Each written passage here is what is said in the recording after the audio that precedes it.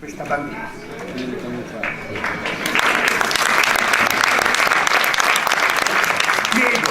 Spiego perché questa bandiera.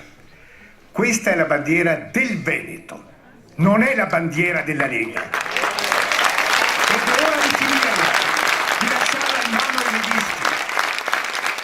Questa è anche, assieme alla bandiera d'Italia e alla bandiera d'Europa, è anche la nostra bandiera.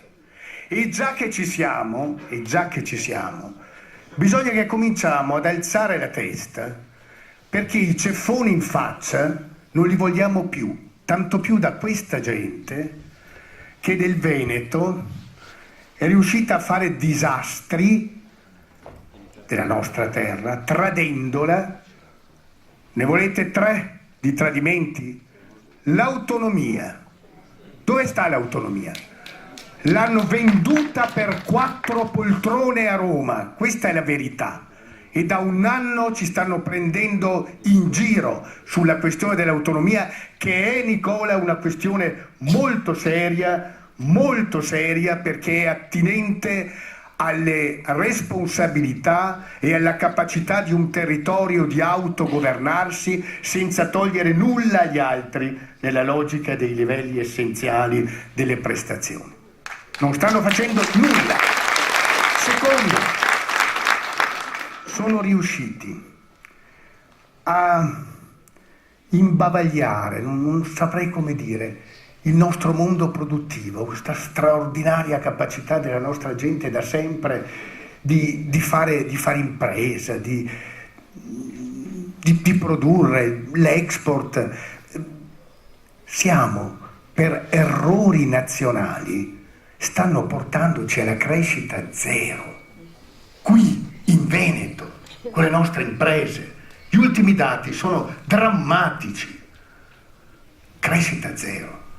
E poi ancora questo senso di chiusura che non ci appartiene, che non appartiene a questa terra. Fin da quando era una repubblica, diciamo, serenissima, noi siamo sempre stati gente aperte al mondo. Ma quale fortino fatto di noi egoistico? Questa è una terra che ha dato meravigliosi esempi nel mondo di solidarietà, di laici, di religiose e di religiosi che testimoniano l'amore e la capacità di produrre propria del Veneto. No, l'ho tirata fuori questa bandiera perché credo che dobbiamo tirarla fuori spesso nei nostri incontri, nelle nostre realtà. Perché è vero, se da un lato serve più autonomia, dall'altro serve meno Stato e più Europa. 2 più e 1 meno.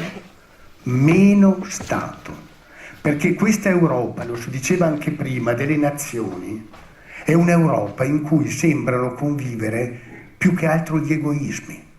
E con gli egoismi non si risolvono i problemi dei cittadini e dei popoli.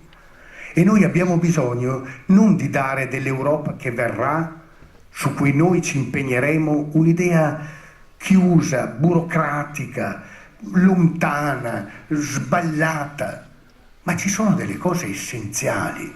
Ad esempio, ma è possibile che a parità di lavoro, a parità di professione in Europa, tra il lavoro di una donna e il lavoro dell'uomo, la donna viene pagata il meno 17, meno 20, se non di più per cento? Ma vi pare